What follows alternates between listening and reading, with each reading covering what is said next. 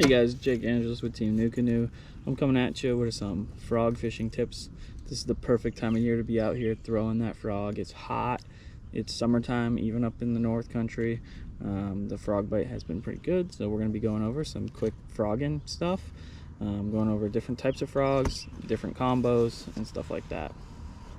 So we're going to start off talking about some smaller frogs. The smaller frog is really slept on. I feel like with a lot of guys, they always are trying to get the bigger frogs. This small frog has caught so many fish that I feel like a full-size frog might have missed.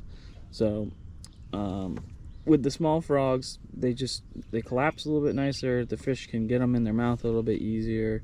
And if you're around a lot of small fish, the smaller frog is a great option too.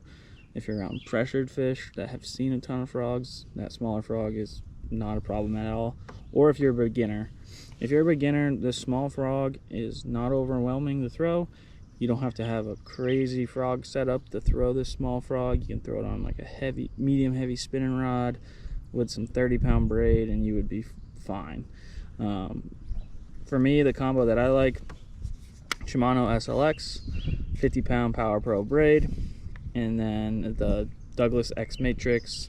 This is the 715, 7 foot, 1 inch, 5 power. It's basically a heavier jig rod. It's got plenty of tip to it to allow you to get this frog tight quarters, get it skipped under docks, and do what you need to do with it. But it has enough backbone that if you do want to throw it out on those big mats, it's got plenty of power to get the fish out. So that would be my first one. My second combo of choice is going to be for like my full-size frogs. So this is going to be for like Spro Bronzeye 65s.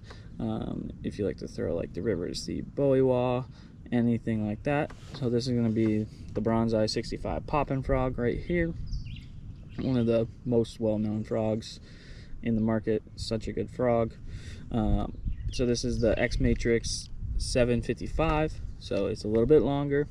This one's more for bombing across big open lily pad mats, or throwing that frog really far into a hole, or skipping under boat docks and just need something that's got more power to get that fish out.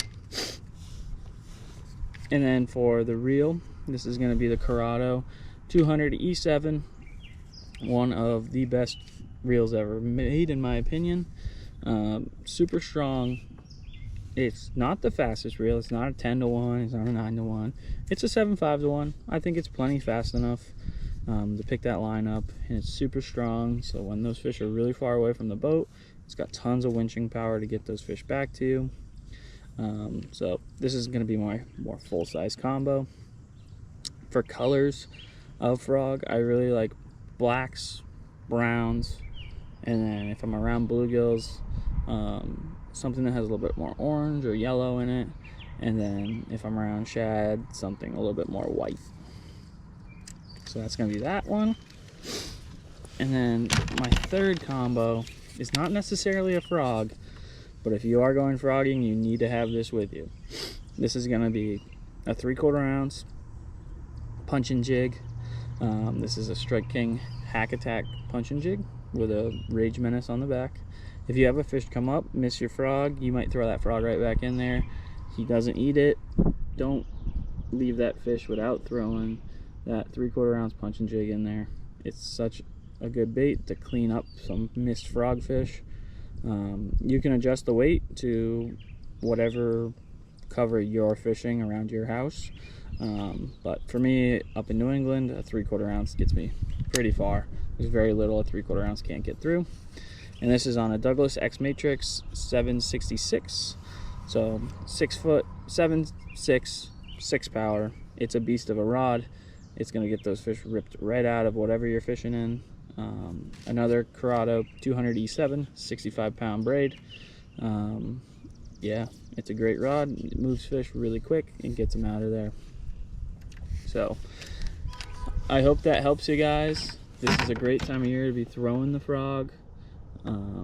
And I hope that helps you guys catch more fish and gets you more familiar with that frog and less scared of the frog. A lot of people are intimidated by the frog. They miss a lot of fish on the frog, and a lot of that comes down to not using the right combo not using that straight braid, not using heavy enough rods and reel combos, or using too big of a frog for the rod and reel combo that you have. So hopefully this helps you guys catch some more fish.